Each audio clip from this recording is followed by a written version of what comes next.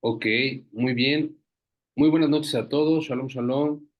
Gracias por conectarse una vez más al Centro de Estudios Novágidas de la Fundación Orahaim. Como siempre, es un placer el que formen parte de esta sala. Estamos comenzando una clase más de nuestro curso de el Pirkei Avot. Hoy nos encontramos ya, me parece que en la clase número 8, si no mal recuerdo, de este curso que llevamos iniciado con nuestro querido Rab Kakwa.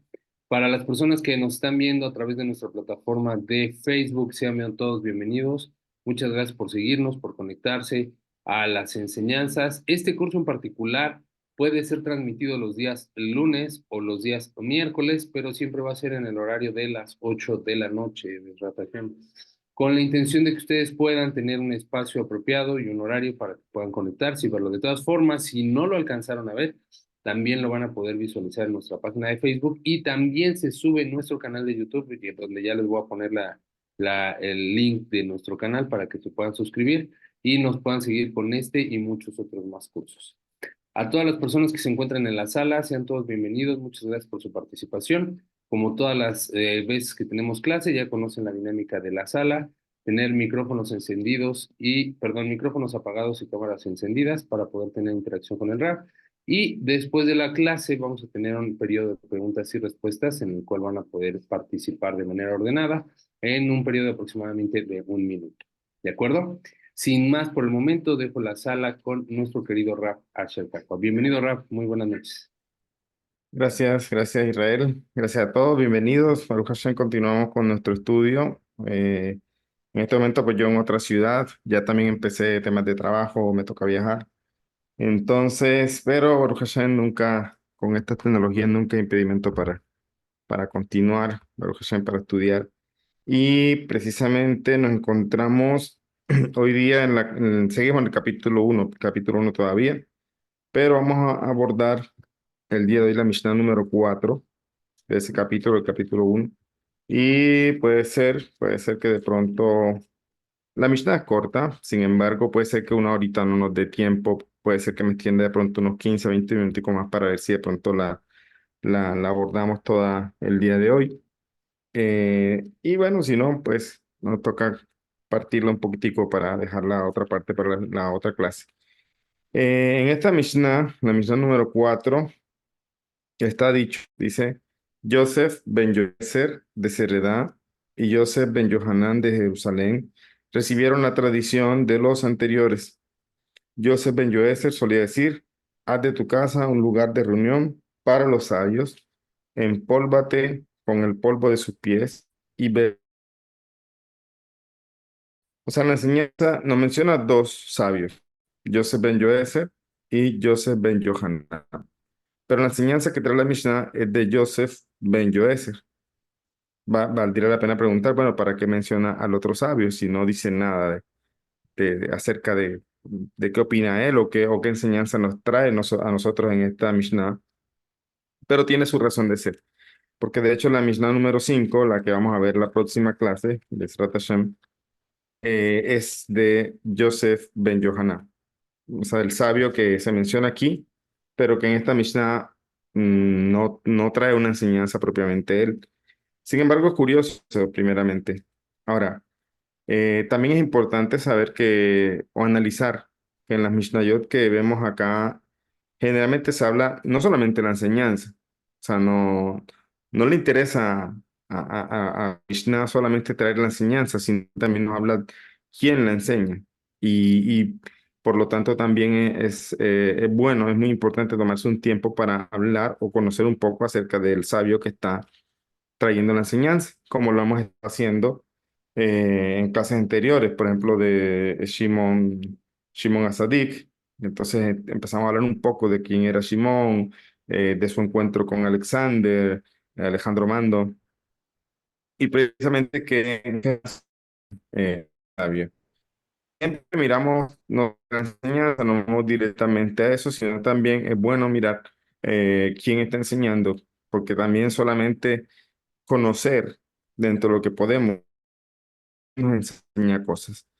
Y precisamente aquí nos mencionan dos sabios, como decía, Joseph ben Yoezer y Joseph ben Johanan. Eso tiene su razón de ser. Ahorita la vamos a analizar. Y enseñanza se resume en esa, al final. Haz tu casa un lugar de reunión para los sabios, en pie del polvo de sus pies, bebe ávidamente sus palabras. Ya, esa es la enseñanza de esta Mishnah. Sin embargo, vamos a mirar un poquito acerca de quién era Joseph ben Yoezer y tenemos precisamente que era un alumno, un sucesor de Antígono de Sojo, que también lo mencionamos en una Mishnah anterior, ¿ya? De hecho antes de Shimon Asadik. Entonces tenemos que Antígonos, dice, con los discípulos y sucesores de Antígonos de Sojo, tenemos Joseph ben Yoezer de Sereda y Joseph ben Yohanan de Jerusalén. ¿Qué, qué podemos contestar un poco acá? El tema que estos sabios están en la época, recuerden cuando hablamos de Shimon Asadik, se estaba gestando el milagro de Hanukkah, ¿se acuerdan? Que encuentro entre Alejandro Magno y Asa Alexander y Shimon Asadig, pues no es simplemente un encuentro de dos personas, sino que estamos hablando de cómo se empieza a forjar el milagro de Hanukkah y también hablábamos porque esto fue mucho antes de que los helenos ejercieran esa presión sobre el pueblo de Israel, que ya conocemos, que condujo y concluyó con el milagro de Hanukkah, con la rebelión que hubo del pueblo de Israel también, y ese milagro que hubo, que Hashem nos apoyó a nuestros antepasados y ganaron una guerra de pocos contra muchos y de débiles, entre comillas, contra fuertes, etcétera, como decimos nosotros en Hanukkah. Entonces ahí se estaba gestando todo este tema que iba a suceder de Hanukkah, o sea, a la época de los Macabeos, ¿ya? Y decía también no solamente que este encuentro también representaba no solamente ese inicio, como ese proceso de gestación de ese milagro, sino que también era como el encuentro de de dos corrientes que en algún momento iban a tomar importancia. Que Alejandro Magno aquí o Alexander representaba precisamente esa corriente enfocada al intelecto racional. Sin embargo, Shimon Asadik era uno de los últimos sabios eh, que precisamente vivió cuando se terminó la profecía. Y hablábamos que en esa época, o sea, no es lo mismo que ahora, era una época donde prácticamente los líderes de Israel tenían profecía y podían tener una dirección divina completamente revelada para ellos. Ya hablábamos de eso también en aquel momento. Y hablábamos que justo Shimon Asadik vivió al final de esa época de profecía y entonces empieza a surgir en el pueblo de Israel una época donde predomina el intelecto, es decir, donde los sabios ahora empiezan a analizar en la Torah oral a través de la tradición que ya hay, pero también empiezan a debatir, discutir, empiezan entonces a un desarrollo intelectual en el pueblo judío, que de alguna manera también se equilibran fuerzas cuando se empieza a dar ese desarrollo intelectual en este pueblo que va a conducir a los griegos, los helenos, todo esto. Entonces veíamos como aquí se gestaba ese choque de fuerzas, ¿se acuerdan que lo mencionamos? Y todo esto lo resumo o lo retomo para recordar un poco, porque tiene algo que ver con esta Mishnah. Entonces veíamos esa parte en que vivía Shimon Asadik y en que se empezaba a gestar y a desarrollar tanto la parte intelectual y los métodos de estudios en el pueblo judío y por otro lado también la parte intelectual o filosófica que surge en las naciones, que esas dos cosas iban a chocar durante mucho tiempo y de hecho para algunos todavía siguen chocando, etcétera. Pero allá empieza a formarse todo este tema de estas dos fuerzas, vamos a decirlo así. Y tenemos aquí que los discípulos o sucesores de Antígono de Sojo eran Joseph ben Yoezer de Sereda y Joseph ben Johanan de Jerusalén, los dos sabios que menciona esta Mishnah. Y con ellos, o sea, en esta época, así como hablamos de Shimon Asadik en un momento, cuál era el contexto histórico de ese momento. Entonces, acá, con respecto a estos dos sabios, ben Sereda, Joseph ben Yoezer y Joseph ben Johanan, comienza una nueva era de la historia judía, tanto en lo político como en lo religioso. los helenistas, imitadores de los griegos, llevaron a nuestro pueblo al borde del abismo. O sea, ya aquí, en esta época, en el contexto de nuestra Mishnah, de nuestros sabios, ya aquí sí se está dando realmente algo que se estaba gestando allá, que ya lo mencionamos. Acá ya se está cumpliendo, acá ya se está dando esa lucha de poderes y precisamente los griegos, los helenos están subyugando al pueblo de Israel y hubo muchos sabios que fueron considerados mártires precisamente porque fueron asesinados por los griegos, ¿ya? Entonces, este es el contexto de nuestra misma. Tenemos a Joseph Ben Yoézer y Joseph Ben Zeredah, están viviendo en esta época donde precisamente hay un cambio en la historia o una nueva era en la historia, tanto el tema político como siendo. Y, y hubo una gran lucha con los helenistas que imitadores de los griegos llevaron a nuestro pueblo al borde del abismo. ¿Por qué lo llevaron al borde del abismo? Porque muchos judíos también se asimilaron a las costumbres y a la filosofía de los helenos, ¿ya? O sea, ¿qué procuró el pueblo heleno? O sea, no acabar directamente con el pueblo judío, es decir, asesinándolos, sino acabar con su cultura. Precisamente eso se conoce en antropología como etnicidio, no sé si conocen ese término sea, el etnicidio, como acabar con una etnia, con una cultura, ¿ya? Y eso ha pasado históricamente, muchas veces ha pasado en la historia, por ejemplo, cuando también la Iglesia Católica mandaba misioneros y encontraba a los indígenas de por acá, de estos países, de estos continentes, entonces empezaba a destruir su etnia y asimilar y hacerlos que asuman la de ellos, la de los colonos, vamos a decirlo así. Hasta que al final las personas nativas terminan perdiendo su identidad. Entonces acá los helenos quisieron hacerlos, obviamente mataron gente para intimidar, pero su objetivo era mucho más oscuro, decirlo así, mucho más oscuro. No era acabar con el pueblo judío, era acabar con la etnia, es decir, con la etnia entre comillas, para que se entienda con la tradición. Era desarraigarlos de la Torah. Eso es lo que ellos querían. Y esto tuvo efecto y en verdad muchas personas del pueblo judío se hicieron, incluso se cambiaron los nombres. Muchos judíos asumieron la identidad griega y se cambiaron los nombres y se pusieron nombres griegos. No sé si han escuchado hablar de Flavio Josefo. ¿Ya? Flavio Josefo era un judío, pero él se cambió el nombre también. O sea, él se cambió el nombre. Su nombre es un nombre tiene que ver un poco con el tema heleno, griego. ¿Ya? Entonces, él era un judío y hay historias, por eso incluso en la historia judía se le cita mucho a él, porque a pesar de que era judío, él tomó registros de cosas.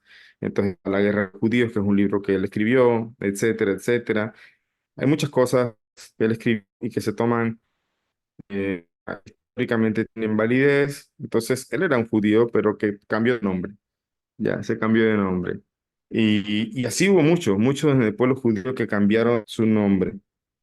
Por eso dice aquí que estuvimos al borde del abismo, pero que que acabamos de nombrar en la Mishnah, vivieron lo bastante para poder asistir a la heroica insurrección de los macabeos. O sea, vivieron en esta época, no solamente vivieron, sino que también ayudaron al levantamiento judío contra los griegos. ¿Ya? Ese es el contexto de nuestra Mishnah, y entender quiénes eran estos sabios. El propio Joseph Ben Yoézer ganó la corona de los mártires, o sea, él fue asesinado. Joseph, el sabio de nuestra Mishnah, él fue asesinado como mártir. Y de hecho, y fue asesinado como mártir por su sobrino, ¿ya? Su sobrino judío también. ¿Ya? Entonces, eso también lo pueden ver en el libro de los Macabeos. Dice. El propio Joseph Ben Yoézer ganó la corona de los mártires en el curso de combates. En efecto, mientras Yehudá Macabeo se defendía valientemente contra los sirios, el sumo sacerdote apóstata, el helenista, o sea, el sumo sacerdote, obviamente está hablando de un judío, que era sumo sacerdote, pero se llama apóstata porque precisamente es de los judíos que, vamos a decirlo así, entre comillas, se convirtieron al helenismo. ¿Ya? El sumo sacerdote del momento era un heleno, era helenizado, era un apóstata. O sea, había renegado la Torah, había hecho otras cosas. se llamaba, o su nombre griego era Alquimos, ya, Yaquim, y era sobrino, nada más y nada menos que del sabio de nuestra Mishnah, de Yosef ben Yoezer. O sea, el sumo sacerdote, que era un helenizado, era un apóstata, era un judío, precisamente por eso, y también era sobrino del sabio de nuestra Mishnah, y él, este sumo sacerdote, mandó a martirizar a su tío, sometiéndole al suplicio del potro, o sea, un tipo de tortura bastante horrible. Y esto está en el Midrash Rabbah, en Bereshit, capítulo 65, todo se narra un poco toda esta parte, incluso dice qué pasa qué pasó con este sumo sacerdote, etcétera. Y también no solamente el sobrino de él fue el único en renegar, que se llama renegar precisamente como de hacer apostasía, o sea, de dejar todo, o sea, una cosa, o sea, esto es una cosa muy importante. Una cosa es una persona que de pronto no cumple mis votos y que de pronto se aleja un poco, y otra cosa es un negado, otra cosa es un apóstata, que ya ese es otro nivel, en el sentido que no solamente está por allí eh, de pronto no bot, sino una persona que niega y que prácticamente pone de lado y niega lo que es la Torá. Eso es un apóstata, un ¿cómo es? Sí, un renegado, como dice aquí también. Entonces, no solamente el sobrino de Joseph ben Yoezer se había convertido en un apóstata, un hereje, que era Cohen, sumo sacerdote en el momento, Cohen Gadol, sino también que su hijo, el hijo de Joseph ben Yoezer, eh, también digamos, hizo otro tanto, o sea, también se alejó un poco de la Torah, y de hecho su padre, en el caso de Joseph ben Yoezer, lo desheredó. ¿Ya? Eso es para entender el ambiente turbulento en el que estaban nuestros sabios, los sabios de esta Mishnah. ¿Ya? Un ambiente difícil, muy difícil. Es muy triste, terriblemente triste ver a un padre, eh, a un hijo perderse, vamos a decirlo así, perder su camino. Es un tormento todos los días. Entonces, y mucho más cuando hablamos acá del pueblo judío también, entonces ver a otros hermanos también perderse, o sea, hay un momento de turbulencia aquí en la época en que estos sabios vivieron. Incluso llegaron, este sabio de esta Mishnah llegó a ser un mártir, se llegó a ser martirizado por su propio sobrino, ¿ya? Y precisamente asistió a toda esta rebelión que hubo de los macabeos, ¿ya? Entonces, eso para darnos un contexto un poco de la vida, digamos, difícil que tenía este hombre santo de nuestra Mishnah, y las peripecias que tuvo que hacer precisamente en esa época. Bien, eso es como para introducirnos un poco. Ahora, ¿por qué se menciona también a Joseph, a Yohanan, perdón, Joseph ben Yohanan? Eso lo miramos ahorita. Porque aquí, por ejemplo, la enseñanza de esta Mishnah no es de Joseph ben Yohanan, esa es la que viene. Pero hay unas cosas a resaltar, y es el tema de la discusión libre, ya del tema de lo que decía que se propició y se empezó a propiciar desde Simón Asadik, que era el tema que antes era todo por la profecía, prácticamente había un líder para el pueblo, nadie discutía a ese liderazgo, nadie se oponía a eso, porque precisamente era un líder puesto por Dios y un líder que tenía profecía. Entonces no había como ese espacio a la discusión, que como ya vimos, se fue generando desde Shimon HaTzadik, pero acá ya estamos como dicen, en el auge de ese proceso. Entonces, en esta época, también en el ámbito religioso, se dio una nueva era con respecto a las opiniones divergentes. Es decir, un sabio dice una cosa, el otro opina otra cosa. No había pelea entre los sabios, sino que habían diferencias de opinión, y eran válidos y eran muy racionales, etcétera, sus opiniones, y no solamente racionales, sino sustentadas en la Torah, porque no necesariamente lo racional tiene una base en la Torah, esa es otra realidad. No necesariamente algo racional tiene una base en la Torah. Entonces, ellos, había una discusión, como decíamos, se dio un desarrollo de la discusión y del debate, cosa que ellos están ahora en el auge de esa época, Y eso también vemos la división que hay en el pueblo judío, etcétera. Y estamos entonces ahora sí en la época en que se está viviendo de lleno, con más fuerza, algo que se empezó a gestar por allá, como decíamos, desde la época de Shimon HaTzadik, que él vivió en la época final o sea, del final de la profecía. Y ahora, obviamente, continúan los años, no hay profecía, pero ahora se ha fortalecido toda esta parte de las divergencias de opinión dentro del pueblo de Israel. Sin embargo, las divergencias de opinión, repito, no tienen nada que ver con temas personales, o sea, no es una pelea personal. Escuchaba en estos días con una persona que recién se acerca un poco a estudiar conmigo también, que él decía que él incluso había leído en textos cristianos que mencionaban no sé si católicos, no sé, mencionaban a Hillel y Shammai en algunos textos, en unos libros, y decían que ellos peleaban mucho, como que no eran buenos amigos, decía. Entonces, él precisamente en ese momento en la clase estaba saliendo de ese error. Yo le estaba diciendo que no, en verdad ellos se querían mucho, son nuestros sabios, o sea, Hillel y Shammai se querían muchísimo, buenos amigos. Pero entonces, si vemos los estudios, ellos diferían en opinión en muchas cosas, sobre todo en Shabbat, etcétera, que de hecho eso viene aquí a mencionarse. Porque aquí surge una polémica que se hizo muy famosa ¿cómo es? Entre Joseph ben Yoeser y Joseph ben Yohanan. Ahí donde entra entonces el segundo sabio de nuestra Mishnah. Ya que, por ejemplo, no trae una enseñanza como tal, pero, pero sí tiene que ver con la época y tiene que ver con Joseph ben Yoeser. Y había una disputa entre ellos, de diferencia de opinión. Y esto hay que saber, hay que recalcarlo, que no se trata aquí de disputa como hoy lo entendemos. De pronto puede que sé que nos cuesta entenderlo o lo podemos malentender porque no es una disputa en aras del ego. Es precisamente lo que llaman nuestros sabios una discusión Leshen Shamayim. Ya, o sea, mal Leshen Shamayim. Todos en aras del cielo, no en aras de yo tengo la razón y tú estás equivocado. No, no eran aras de eso, eran aras de la Torah, de su amor por la Torah. Esas son las discusiones de estos sabios. Y su discusión estaba con respecto al acto de semijá. ¿Saben qué significa semijá? ¿Cierto? No saben. Lo han escuchado, es un término que se utiliza hoy día mucho también. Esencia, Semijá. ¿Cómo? esencia,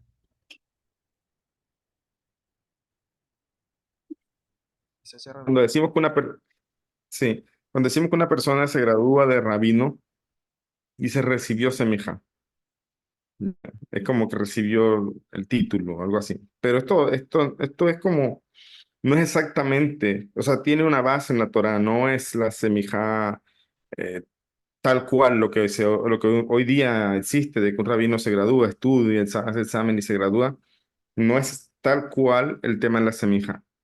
Semija se traduce en pocas palabras como imposición de manos, o sea, como poner manos, en este caso, por ejemplo, Yehoshua, Moshe, pone las manos sobre Yehoshua y lo imbuye de su espíritu, o sea, él hace semija sobre Yehoshua, o sea, como que lo gradúa, vamos a decirlo así, de líder de Israel.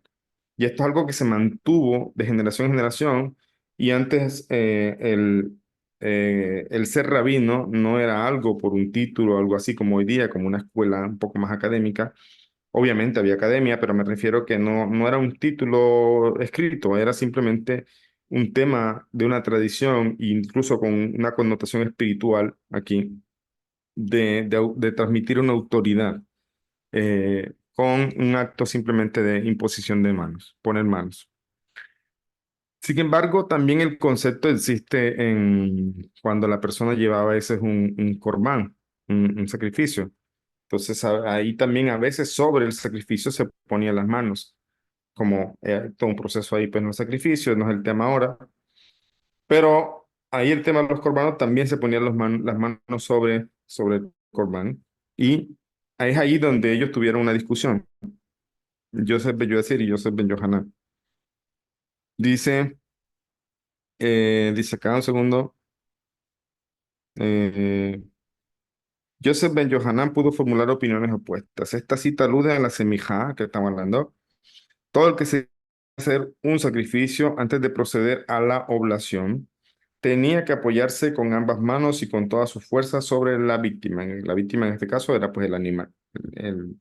La cuestión era determinar si dicha acción estaba también permitida los días de fiesta. Y fue la causa de la primera controversia que se suscitó en Israel. O sea, este fue el primer marloquet conocido que hubo en Israel. Hasta el momento todo el mundo seguía una línea, todos teníamos un modo de pensar, todos seguíamos bajo una misma idea. Desde aquí surge precisamente el tema de la diferencia de opinión. Otra cosa que se le dificulta mucho al no judío cuando se adentra a conocer a judío, cuando empieza a tener clases, cuando empieza a conocer a interactuar con el judío. Hoy día que hay tantas personas de pronto dando clases por allí en internet, algunos no están dando clases para no judíos, son clases de Torah para judíos, etcétera. Vemos Peyot, otros de pronto con la barba más corta, otros con la barba más larga, otros opinan así, otros opinan así, etcétera. Otros incluso enseñan anoajidas, pero tienen un lineamiento, otros tienen otra forma o otro lineamiento en cuanto a la enseñanza noajida. Entonces el noajida una de las cosas que le choca cuando se adentra en este mundo es, no entiendo. Ya no entiendo, aquí un rabino dice una cosa, el otro dice otra. Entonces, ¿quién tiene la verdad? ¿Por qué a la persona se le dificulta esto? Se le dificulta realmente porque no está habituada a este tipo de pensamiento. Ya, nosotros venimos de un tipo de pensamiento incluso académico en el que o es sí o es no, pero no es más o menos, o sea, más o menos como que no es muy claro. O es blanco o es negro. Entonces nosotros tenemos que seguir ese tipo de, de camino. O sea, definimos si es esto o esto, y si no es esto, entonces sigo esto. ¿Ya? Cuando la persona viene y se acerca a la Torá y se acerca a los rabinos, a los judíos, y encuentra con un rabino por allá, o un judío dice esto sobre los najidas y el otro dice tal cosa, entonces empieza la persona un duelo.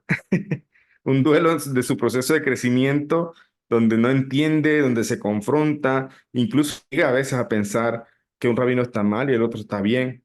Ya, a veces puede llegar a pensar eso porque es precisamente el proceso de adaptación a la enseñanza. Antes, cuando existía, perdón, la profecía, todo era tal como decía Dios a través de sus profetas y los líderes, etcétera, etcétera. Pero la profecía se acabó. Y entonces, como decíamos, predominó la parte de la discusión intelectual y basada en la Torá. Y esto ha hecho que durante los siglos, sí, los siglos que han pasado, pues se han afianzado posturas y se han afianzado minagín, costumbres, se han afianzado entonces diferencias en la halajá, etcétera. Y entonces, de por sí, para el que se quiere convertir al judaísmo, tiene que tomar una decisión muy sabia, y es decir, bueno, voy a seguir tal o cual nusaj, es decir, tal cual línea del judaísmo, ya porque hay tanto que la persona no puede andar cogiendo de aquí y tomando de allá y por acá y hacer su propio Shulchan Aruch, que sefaradí hacen así. Me gusta lo que hacen sefaradí aquí, pero no me gusta lo que hacen allá, entonces mejor hago como es que sí aquí. Entonces la persona vive haciendo su propio Shulchan Aruch y eso no es lo correcto. Por eso cada persona debe definir un nusaj y decir, bueno, este es el camino que voy a seguir y sobre este voy a construir, porque en verdad la Torah es tan amplia que si yo me pongo a estudiar todos los minhagim y todas las diferentes costumbres que hay entre una línea judía y otra, pues simplemente ni construyo la mía, ni construyo nada, porque tengo que pararme en un lugar. Y este es un consejo también para no ágiles. Algunos tienen enseñanzas de rabinos que son de Breslev, y algunos tienen enseñanza con rabinos de Chabad, pero hay una cosa en la que casi ninguno tiene y es enseñanza con rabinos sefaradín. ¿Ya? Los rabinos sefaradín no se meten mucho en este tema.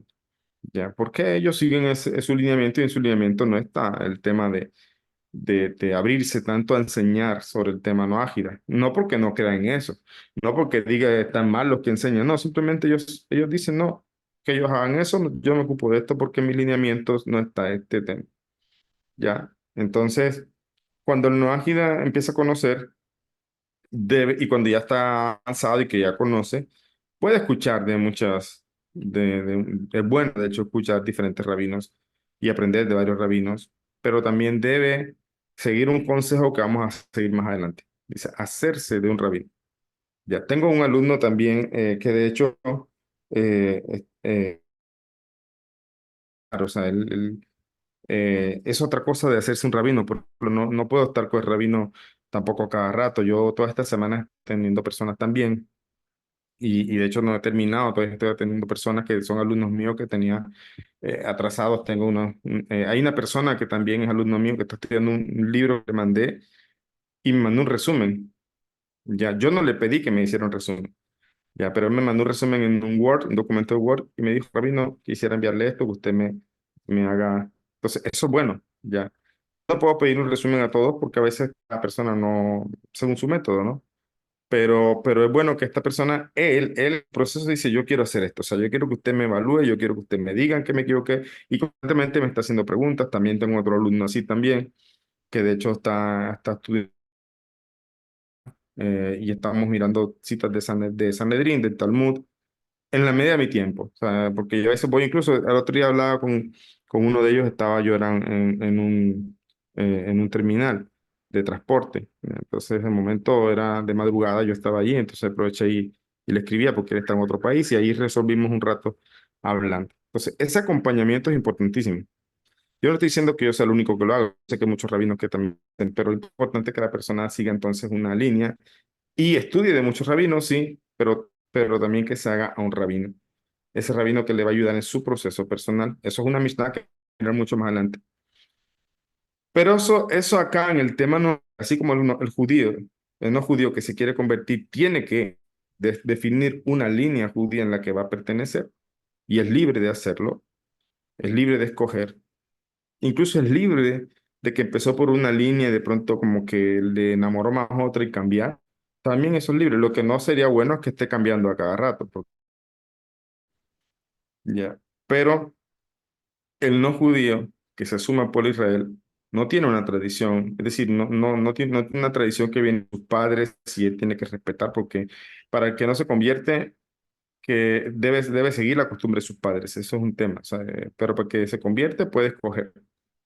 Si eso aplica para el que se convierte, para el que no se convierte, siguen sus 7 leyes, ante toda esta discusión que hay a veces dentro de los ámbitos de la Torá y los sabios, etcétera, y las diferentes líneas, definitivamente el caso de ustedes es decir, bueno, yo voy a seguir con la enseñanza de Chabad, o sea, siendo noajida, no es que voy a hacerme yo de la línea de Chabad, no, sigo siendo noajida. Pero me identifico esto, ok, me sigo por allí, ya sigo por la enseñanza Chabad. Escuché algo de Breslev, no está mal, ojo, no estoy criticando ni que uno sea mejor o peor, no. Es un tema de almas, hay gente que se conecta mucho con la enseñanza de Breslev, hay gente que se conecta mucho con la enseñanza de Chabad, etcétera. O sea, con eso no hay discusión, nadie va a decir, no, no, pero vente para acá, porque es que Chabad es mejor. O sea, hay gente que se conecta más con esa enseñanza y son felices y hay que dejarlos, es un tema de alma. ¿Ya? Pero entonces sí es sano que la persona defina, porque dentro de los malocot que hay, va a andar perdido como en un océano a la deriva, ¿ya? Entonces, acá estamos viendo que entre estos dos sabios de la Mishnah surge el primer maloket del pueblo de Israel, o sea, la primera divergencia de opinión. Hasta el momento todos decían blanco o negro.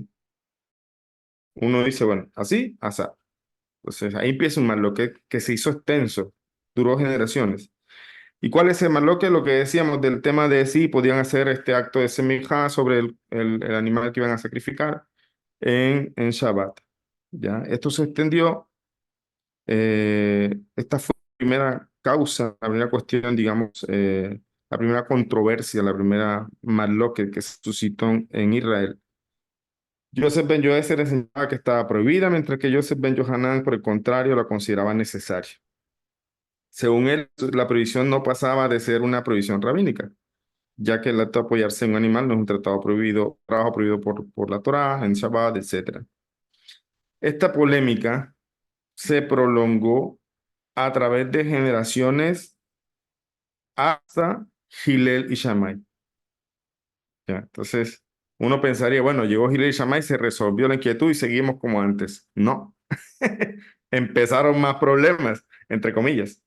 Más problemas, más discusiones. Hillel y Shammai vinieron hasta el momento en Israel solamente había una divergencia de opinión. Pero llegó la época de Hillel y Shammai y empezaron las divergencias. Ahí fue el camino para empezar los marlocos, las discusiones. Y luego llega el Galut, el exilio, y fuimos dispersados a diferentes partes del mundo. Y el pueblo de Israel es rico en diferencias. Ya. Y eso precisamente nos mantiene a nosotros, o sea, no nos aleja realmente. O sea, está como pensar también, no, es que rezar como sefaradí es mejor que rezar como askenazí. Los askenazí rezamos un poco más en silencio, vamos a decirlo así. O sea, nosotros rezamos en silencio en la sinagoga y ciertas partes alzamos la voz, como para seguir o para tener una orientación de portada, vamos a decirlo así, del texto del Sidur. Sefaradí, todo el rezo es en voz alta, todo el rezo en voz alta. Y he estado con que se pierden en el rezo estando en una sinagoga que nací, porque me dicen, no sé por dónde van, y me preguntaban a mí. Entonces, eh, pero nunca dijeron, definitivamente, sí, no, simplemente, más, yo tenía un amigo que fue a hacer Shabbat a la casa allá en Israel, y él es sefaradí, y yo voy a la sinagoga de Al-Bet Chabad de ahí, de Rishut, del asentamiento. Pero yo le dije, vamos al Bet Hamad. Y me dijo, no, no, de verdad, no es por nada malo, pero me siento mejor rezando acá como sefaradí. Yo le dije, ok, vamos. Entonces yo fui a rezar allá ese día con él a la sinagoga sefaradí. Ya, él se sintió bien, él era mi invitado, yo fui a rezar allá. Yo eh, he aprendido, digamos, dentro de eso sefaradí, yo no me pierdo con eso tampoco. Pero he escuchado algunos comentarios de ciertas personas a veces como que haciendo ver que su Nusa que es mejor, definitivamente. No, o sea, son cosas diferentes. Aquí no estamos para... Ese es el problema. Eso ya no es un tema de en aras del cielo, ya es un tema de lo mío es mejor, y eso hay egos ahí.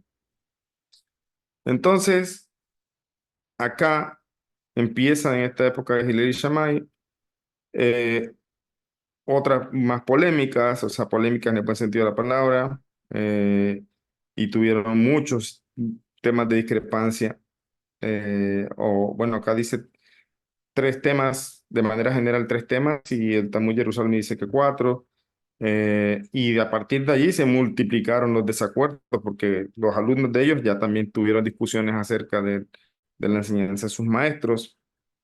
Sin embargo, los desacuerdos nunca giraron en torno a los fundamentos de la Torá ni tampoco a los principios mismos de sus mandamientos. O sea, la discusión está en torno a la Torá misma. O sea, nadie va a cambiar algo de la Torá. Sí está en torno a la Torá, corrijo eso, sí está en torno a la Torá, pero no en las bases. O sea, nadie está cuestionando aquí lo que es básico en la Torá. Es decir, por ejemplo, no va a decir un sabio de estos, sabe Shalom, no, según esta costumbre, sí se puede comer cerdo. O sea, no va a haber eso.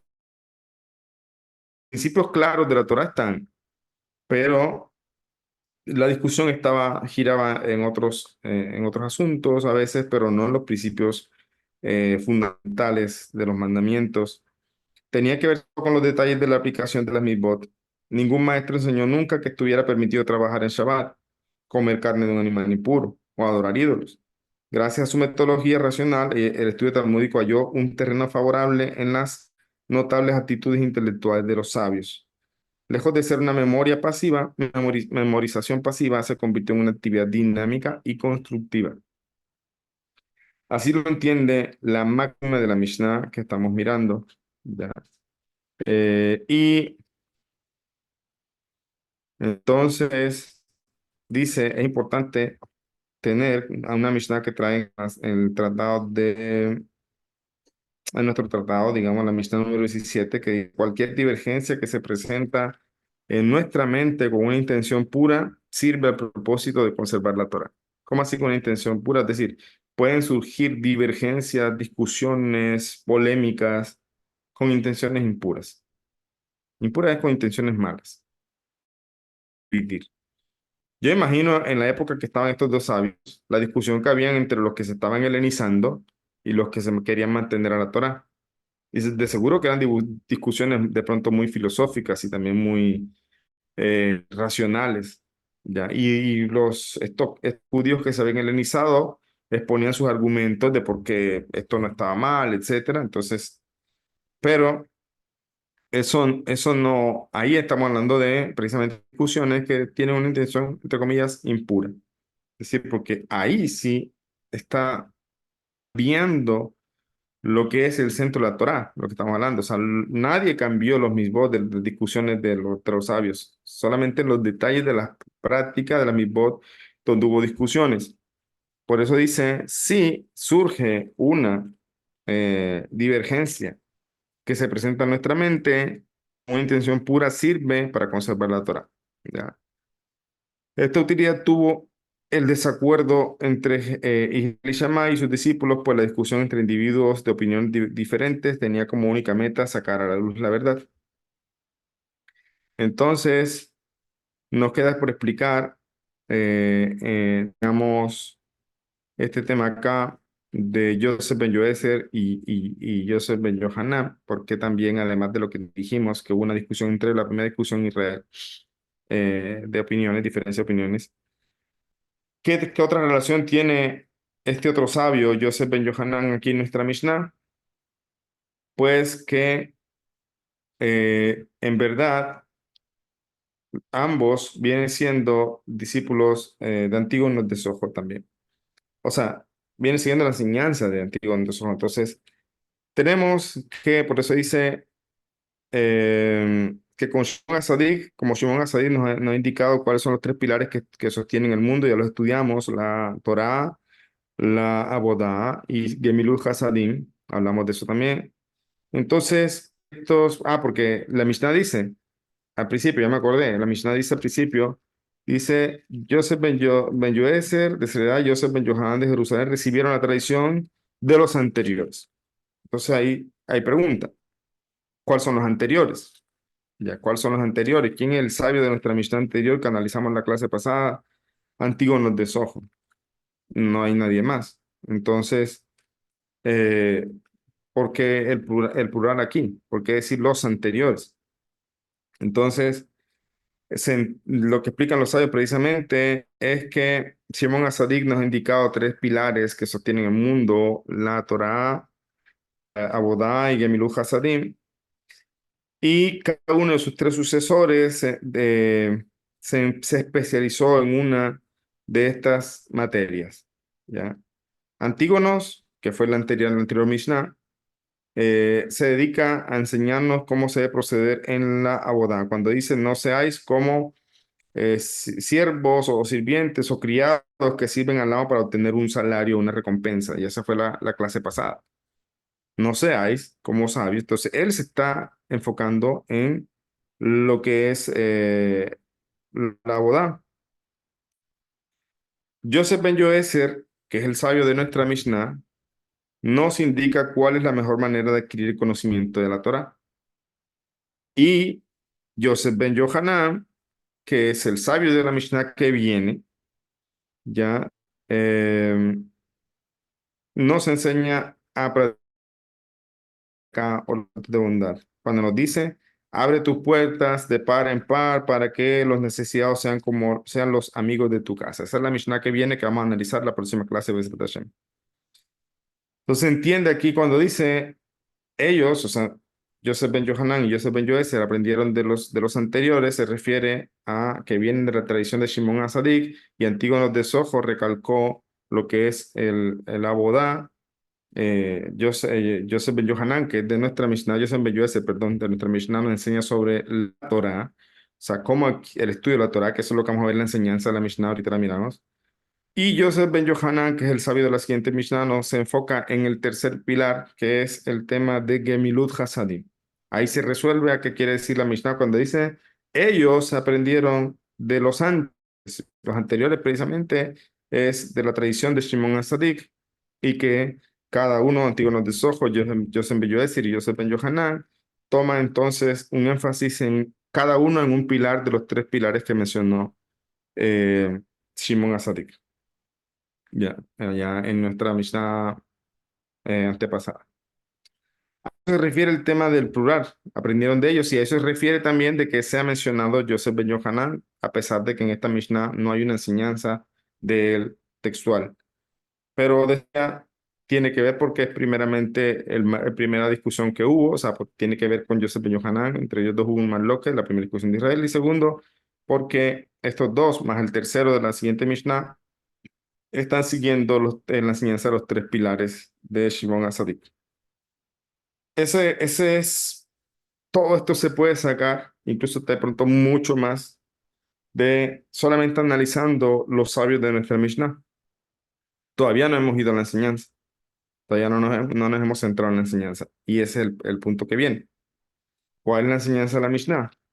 La Mishnah dice al final, después de decirnos quién nos dice la Mishnah y que recibieron la tradición de los anteriores, nos dice entonces, eh, haz de tu casa un lugar de unión para los sabios. ¿Ya? Empólvate con el polvo de sus pies y bebe ávidamente sus palabras. Esa es la enseñanza. ¿En qué pilar se enfoca él? Se está enfocado en el pilar de Torah. El pilar anterior, que fue de Antígono de Sojo, está enfocado en el pilar ¿cuál fue? Abodá. No seas como el siervo que sirva a su amo esperando recompensa. Está enfocado en la boda. Acá nuestro sabio está enfocado en Torah. Entonces nos va a dar consejos de cómo enfocarnos correctamente en adquirir la Torah, en estudiar la Torah, en cómo aprender la Torah. Y el otro sabio que vamos a mirar en la próxima clase se enfoca en Gemilut Hasadim. ¿Ya? Entonces, aquí el énfasis es Torah. Torah, ese es el pilar en que se enfoca Joseph Ben Yoezer y por eso dice, haz tu casa un lugar de reunión para los sabios. Empólvate con el polvo de sus pies y bebe ávidamente sus palabras. Tres cualidades, entonces ahí empezamos a analizar la enseñanza, unos minuticos más. Tres cualidades son indispensables para estudiar la Torah en profundidad: el celo, la humildad y la sed de saber. ¿Qué es el celo? Pues el que es celoso, mire, en este mundo existe mal y bien, luz y oscuridad, hombre y mujer, o sea, Hashem creó el mundo con una dualidad. O sea, ya el mundo de por sí tiene como dos cosas, dos polos, ¿ya? En este mundo confluyen los dos, se mezclan los dos. Pero los extremos no son buenos, ¿ya? La idea es precisamente armonizar. Ese es el trabajo que tenemos que hacer nosotros en este mundo, que tiene que ver con, también aplica el tema de cualidades, etcétera. Cuando hablamos de celo, puede haber un celo bueno, puede haber un celo malo.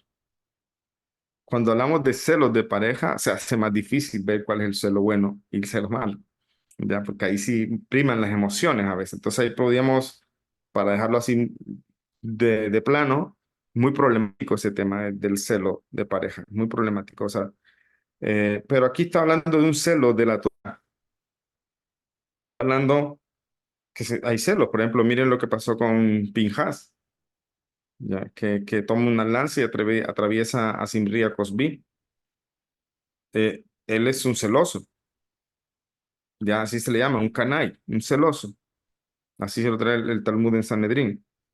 Entonces, él, ¿a quién está celando? Es celoso de Hashem. ¿Ya?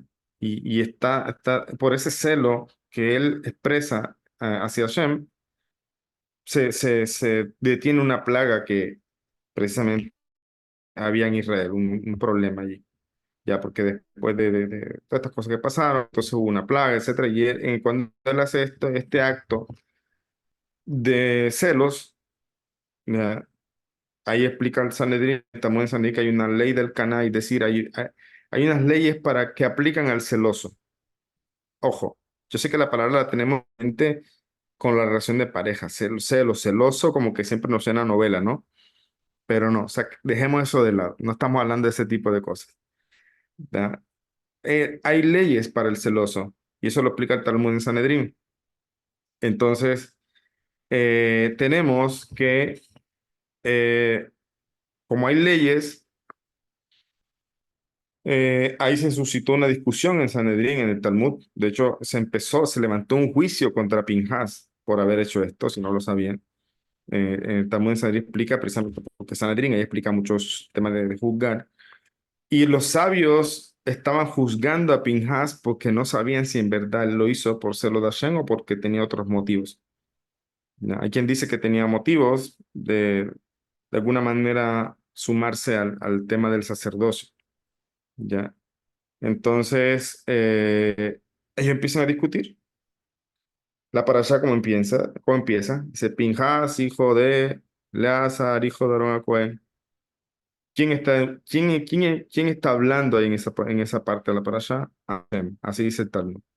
O sea, quien detiene el juicio que había contra Pinhas, porque lo estaba juzgando por lo que hizo, ya. Entonces es Hashem mismo se levanta en su defensa y dice, Pinhas, hijo de Eleazar, hijo de Aarón a Cohen. Entonces, él detiene. O sea, Hashem mismo viene y sale a la defensa. Él fue muy sincero con lo que hizo. Él no tiene ningún... Y por eso se le suma la guna, etcétera, la sacerdocio, etcétera.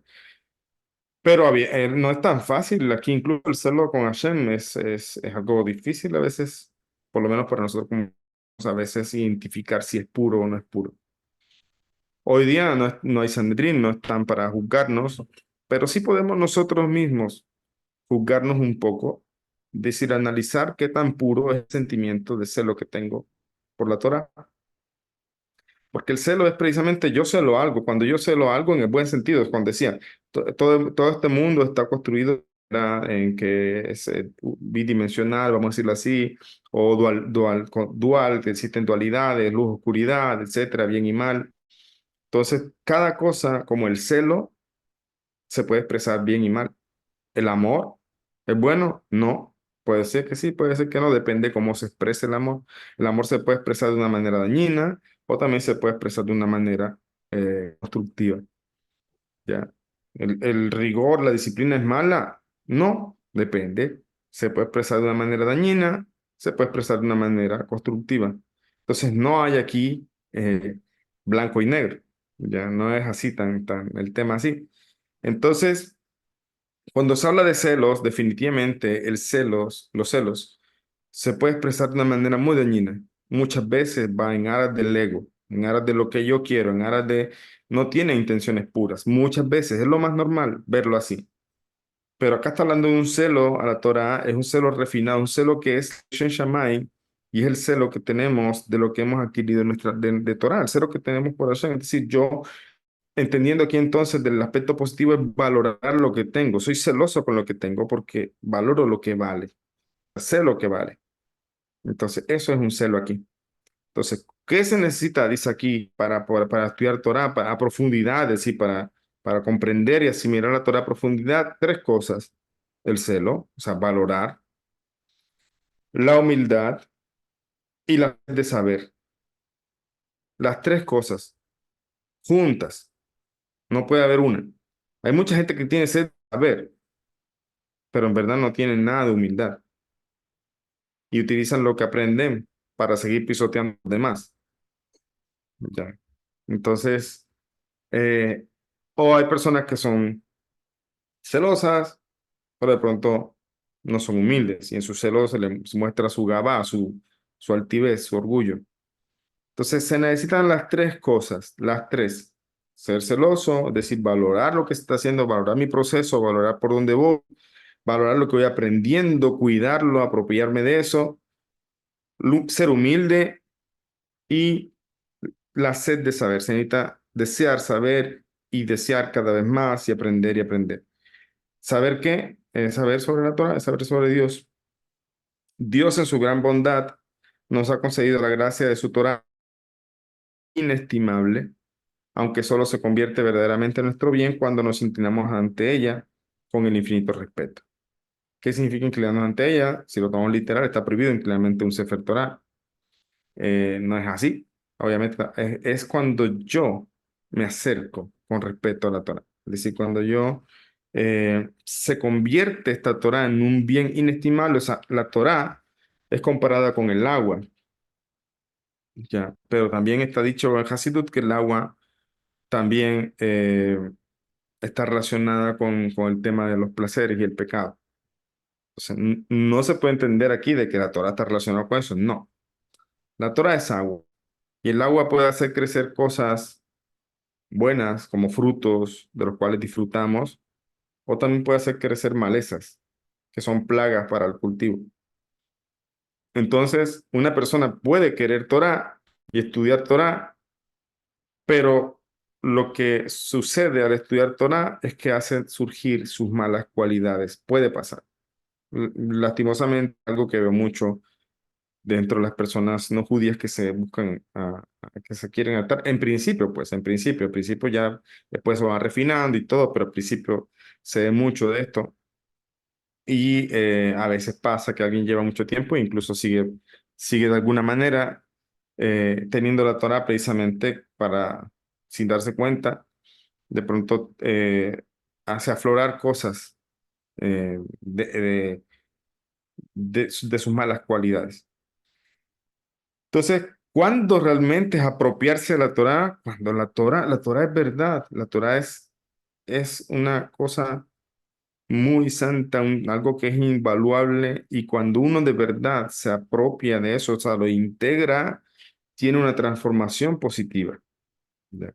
La persona va cambiando, no va a ser de la mañana, ya lo hemos dicho. Toda transformación va poco a poco.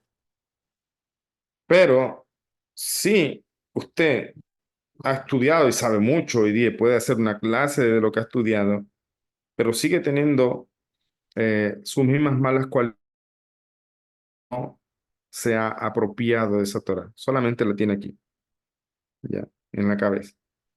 Apropiarse es integrarla a mis pensamientos, palabra y acción. Entonces, cuando cuando se convierte verdaderamente en nuestro tesoro, cuando nos inclinamos ante ella con infinito respeto, o sea, cuando esto también produce poco a poco, cuando incluso me ayuda a confrontarme sobre mis malas cualidades y me ayuda, de pronto no la había visto, entonces empiezo a tratar de tenerla en cuenta para refinarlas. Dice aquí, el estudio de la ley debemos de empezarlo desde la niñez y seguir practicándolo sin cesar hasta nuestro último soplo de vida. Por eso Rabí Yoshua enseña, haz de tu casa un centro de reunión para sí, Yoshua, haz de tu casa un centro de reunión para los sabios. Esto es otra cosa. Pregúntense, sobre todo los jóvenes y tienen hijos pequeños, eh, tanto de esa Torah precisamente están procurando que sus hijos aprendan. ¿Ya? Ellos empiezan desde pequeños. ¿Qué le enseñan?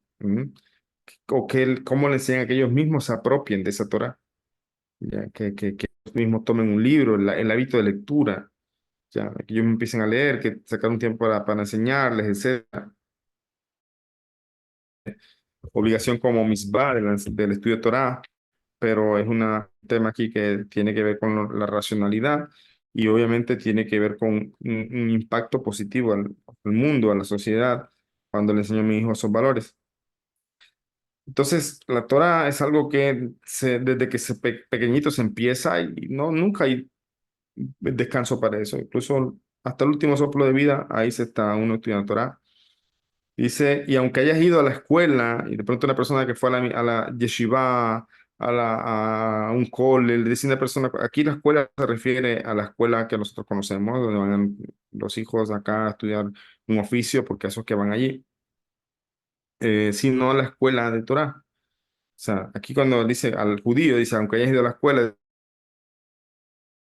te graduaste de rabino, si quieres, y tú tienes un cargo eminente, pero siempre procura acrecentar tu conocimiento, es decir, juntándote con sabios.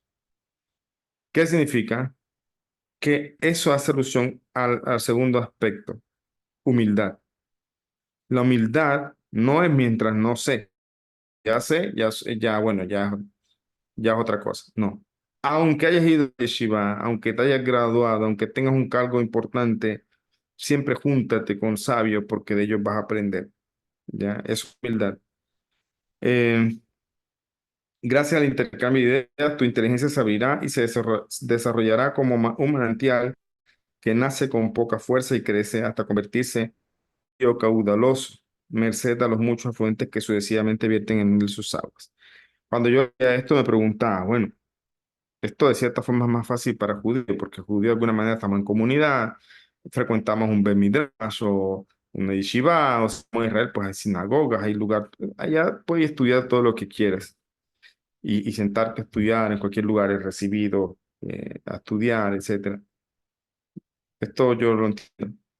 Pero ¿cómo aplicaría esto para no agidas? Pensaba yo.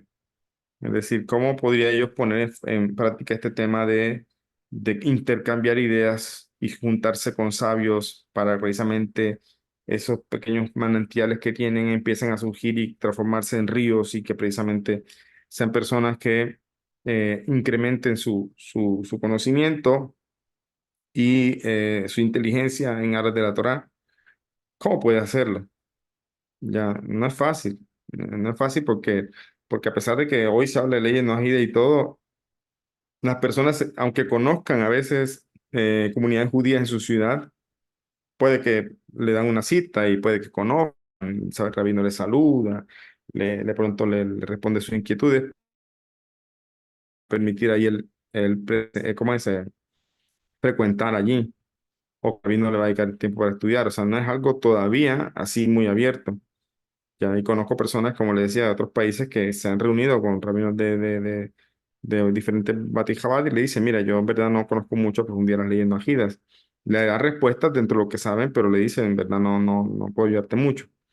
Porque todavía esto falta, estamos apenas en el principio. Pero entonces, ¿cómo puede el no ajida de alguna manera aplicar este tema de que lo que dice la Mishnah dice, como dice acá, haz de tu casa un lugar de reunión para los sabios y empólvate con el polvo de sus pies y bebe ávidamente sus palabras?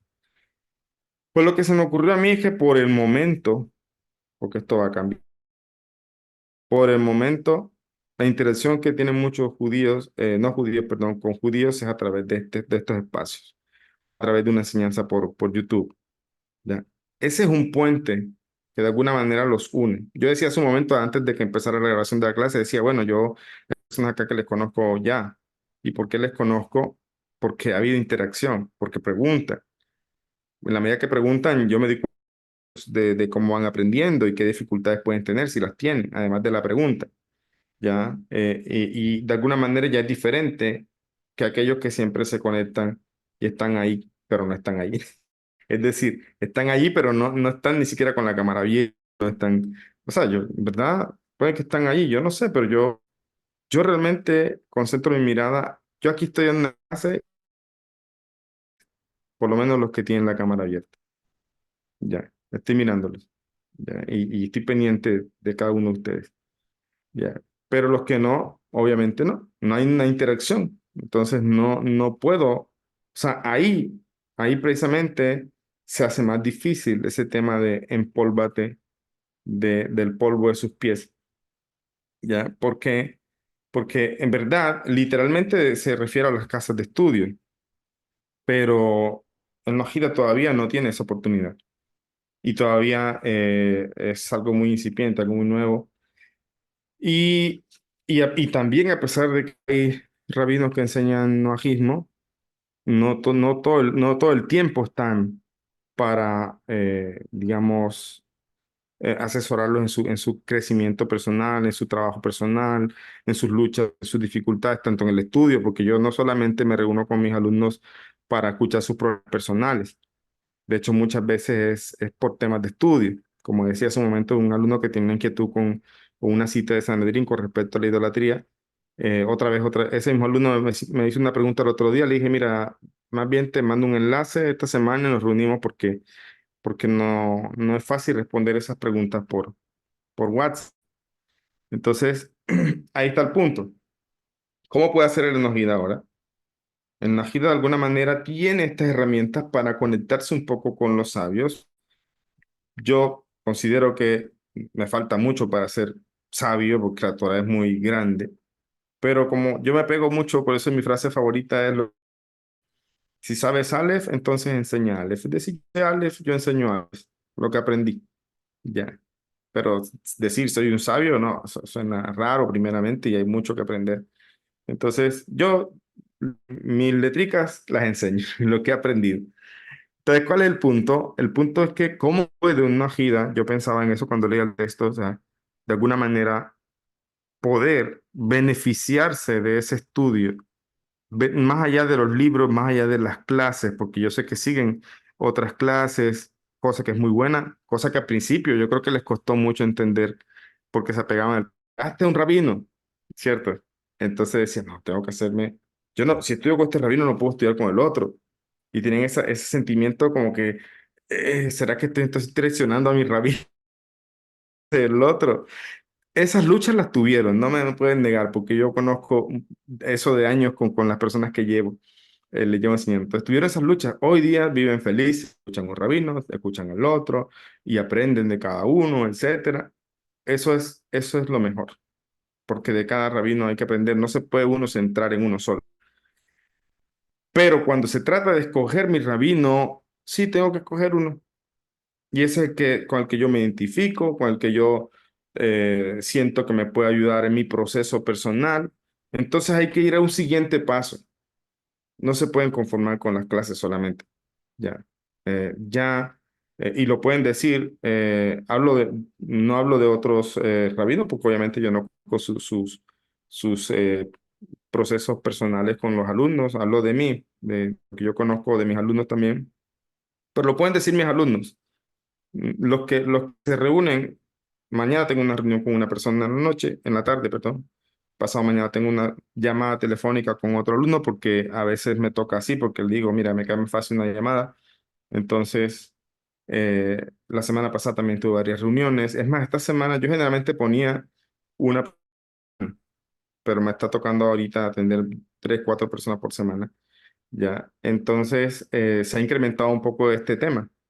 Incluso algunas personas que se han reunido conmigo ha sido para ayudarle un poco con algunos consejos en cuanto a sus finanzas, etcétera. Porque es que le decía, no es solamente el tema de rabino, tengo tal problema, rabino, es que no necesita consejo de todo, en la parte financiera, en la parte de pareja, en la parte de emprendimiento, en la parte de mis luchas personales, en la parte de mi estudio. Entonces, eso significa empólvate del polvo de sus pies. ¿Y por qué los pies? Porque está haciendo alusión a la humildad. Es decir, si no eres humilde, por mucho que te juntes con ellos, no vas a aprender nada, porque tú vas ahí, no a llenarte, vas ahí a decir cuando sabes. Y si alguien no habla, tú quieres esperar tu momento para hablar. Eso lo llama el Pirkei más adelante, lo vamos a ver, lo llama un golem, una persona inacabada. Porque un golem es eso, un golem no es solamente aquel de la historia de barro, no, es que un golem es un muñeco de barro que de alguna manera se le introdujo una, entre comillas, vitalidad. Pero la palabra golem significa eso, inacabado. O sea, es algo que no está completo. Y ahí otra Mishnah que vamos a ver más adelante se trae ese ejemplo precisamente para hablar de la persona que casi que no desarrolla la expectativa, está esperando el momento para responder al rabino, está esperando el momento para mostrar lo que sabe, ¿ya? No está atento a lo que dice el rabino, sino para demostrar lo que sabe. Entonces eso es como un golem, dice el sabio. O sea, sabe, pero todavía le falta pulir cosas. Está incompleto, inacabado, ¿ya? Entonces, ese es el punto. ¿Por qué los pies? Porque tengo que ser humilde, ¿ya? Tengo que ser humilde. La humildad es lo que te permite recibir. Si no eres humilde, es como que estás lleno. Yo no vengo aquí a que me enseñen, ya yo sé. A veces una persona no lo dice conscientemente, porque la persona, yo no creo que si lo dice conscientemente, pues ya tiene un problema más grave. Pero a veces la persona no lo dice conscientemente. No, no, yo vengo aquí a enseñar, porque aquí ya yo sé. No, la persona no lo dice, pero a veces inconscientemente tienen esa mala cualidad. Tenemos a veces esa mala cualidad, ¿ya? De que creemos saberlo todos, a veces nos cuesta que nos corrijan o etcétera. Entonces, se necesita aquí el tema de ir a las casas de estudio, y es de tu casa una casa de estudio de Torah, pues sería chévere. Para nosotros nos queda fácil de cierta forma, porque para mí De pronto como judío invito a otros judíos a mi casa, o de pronto yo voy al lugar de estudio de la sinagoga, a la Bemidrash, etcétera, pero el Noahida la tiene un poco más difícil porque esa interacción apenas se está dando, ya, apenas se está dando como para que a veces no le dan ese acceso a la sinagoga que vaya y haga y que venga, no, porque al final de cuentas también él no puede ir allá en las cosas que son propiamente del pueblo judío, o sea, el rezo de Shaharit es largo, entonces, ¿qué va a hacer allí? Ya, se va a aburrir. El primer día será fantástico, a ver cómo sacan el Sefer Torah y todo, pero todos de pronto Shabbat, todos los Shabbat, hacemos eso y ya después se pierde el encanto y ya no sabe qué más hacer. Entonces en verdad no es el lugar propiamente como para el Noahida. O sea, no tiene mucho que ver con su servicio, con su abodá. Pero, ¿cómo entonces puede hacer? Sería bueno si hubieran espacios, ya sé que en algunos lugares, como en Francia, sí a veces llegan lugares donde son de no ajidas, pero llegan a veces algunos a visitar, hacen clases, conferencias. Eso sería bueno que se propicie, ya, que se propicie. Eso es algo que le toca a ustedes también construirlo, ya. Pero mientras eso se propicia, ¿cómo yo me empolvo entonces del polvo de los sabios?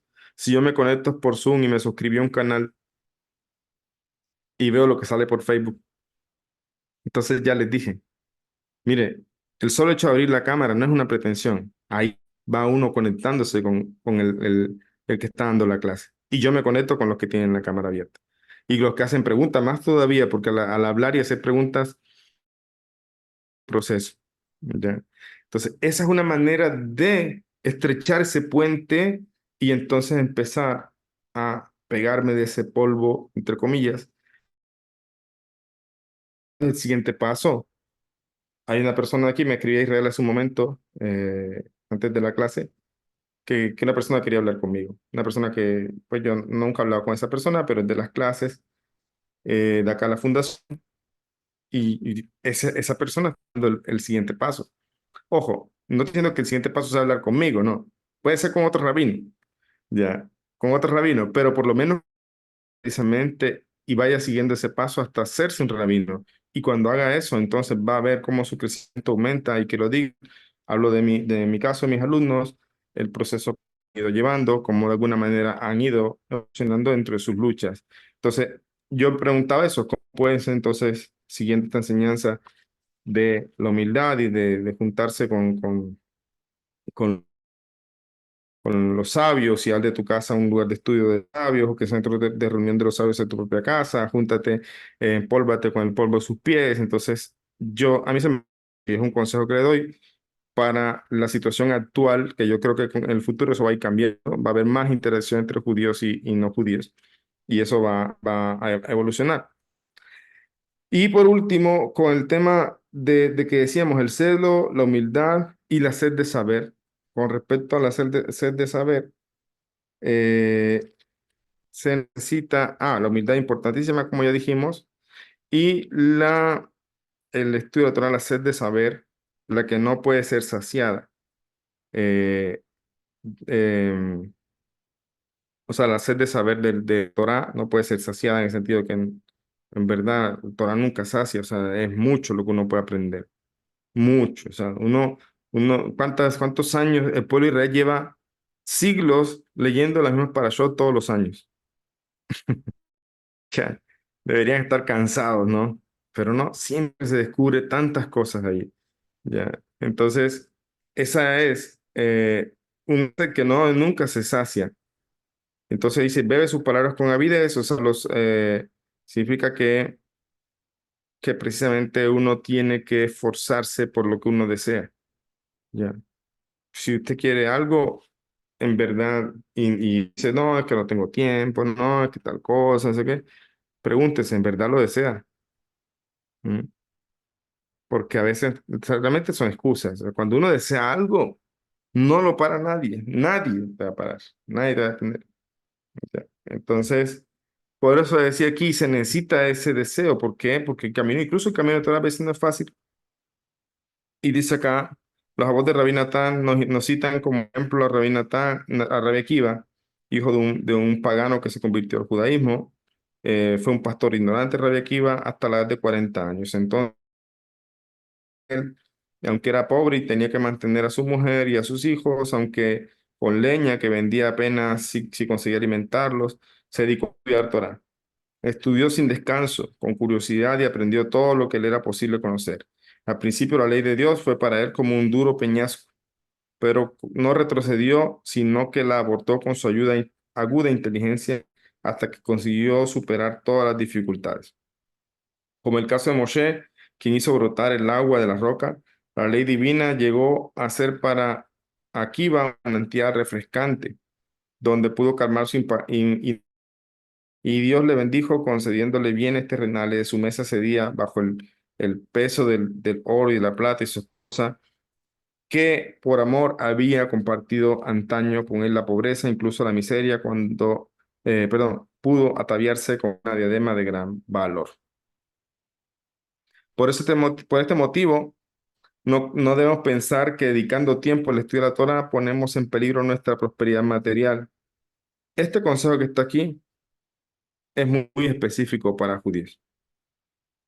Eh, Dice, por este motivo no debemos pensar que dedicando tiempo al estudio de la Torah ponemos en peligro nuestra prosperidad material. ¿Por qué digo específico para judíos? Porque el pueblo judío existen personas que estudian desde que se levantan hasta la noche y hay gente que los mantiene, o sea, les ayuda. Cuando yo estudié en Israel decía en el cole, a nosotros nos pagaban, entre comillas, nos pagaban por estudiar, no nos pagaban por estudiar, en verdad nos ayudaban porque hay una realidad, o estudias, te vas a trabajar, pero ¿quién estudia Torah? ¿Quién tiene cabeza para estudiar Torah mientras su familia pasa necesidades? ¿Entiendes? Ya. Entonces, por eso, cuando los que se sientan a estudiar todo el día, pues reciben ayuda económica. Eh, pero algunas personas dentro del pueblo judío, algunas personas a veces dicen, no, no, no, yo, mi hijo, quiero que aprenda a ver la universidad, cosa, y que no vaya a pasar necesidades, ¿ya? Hay esa idea, pero Jabá tiene una idea diferente. Puede estudiar, el Rebbe mismo estudió una profesión en la universidad, ¿ya? Pero no descuidar la Torah. Entonces, para judíos esto es muy importante. Para el no judío, como dijimos, como la Torah no es un precepto de estudio, puede estudiar en la medida de su tiempo, ¿ya? En la medida de su tiempo también. Había una persona, un alumno también me dijo, Rab, yo que quería tomar clases con usted, pero me pusieron las clases el día que usted me dijo, ese día me toca trabajar, voy a renunciar. Le dije, no, no vas a renunciar. Le dije, ¿cómo vas a renunciar? ¿Y tú y de aquí, tu familia qué va a hacer entonces? Dice, más bien sigue viendo las grabaciones y seguimos hablando. Y cuando te tengas un tiempo libre, pues ven a la casa, porque es uno de los que vive en la ciudad donde yo vivo. Ya, entonces, ahí está el punto. Entonces, el punto es que se puede equilibrar dos cosas. Con no judíos no existe la obligación, el precepto como tal, deben estudiarlo como ya hemos dicho, pero es más manejable el asunto, ya, es más manejable.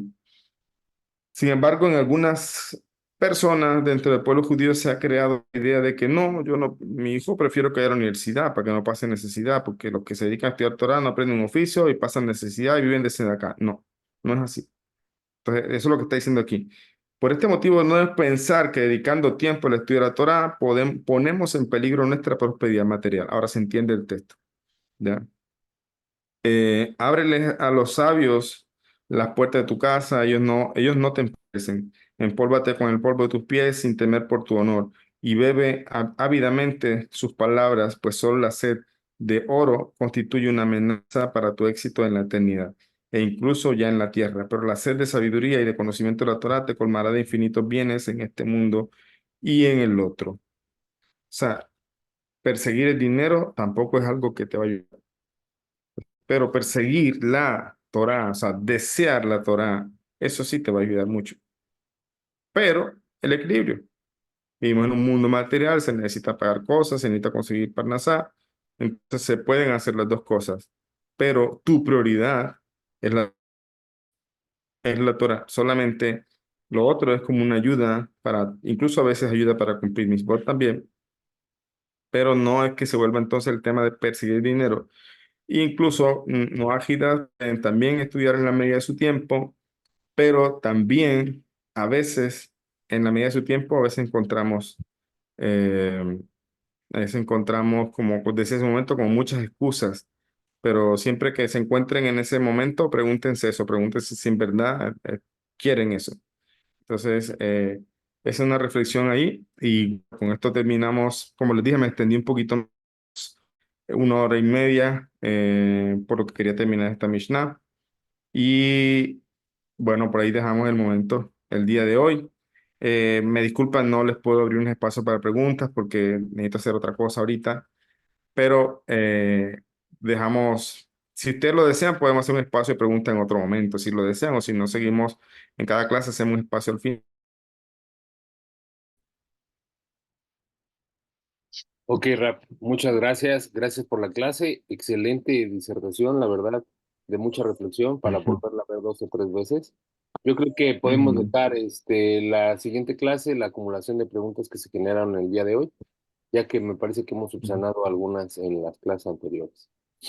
De todas ujú. formas, Ok, consultaré en el grupo para ver si desean que hagamos un foro especial de preguntas y respuestas que podamos ujú, dar, a lo mejor terminando el capítulo 1 y poder hacer como ese cúmulo de foro, ¿no? Más bien ese foro con claro. cúmulo, ¿no?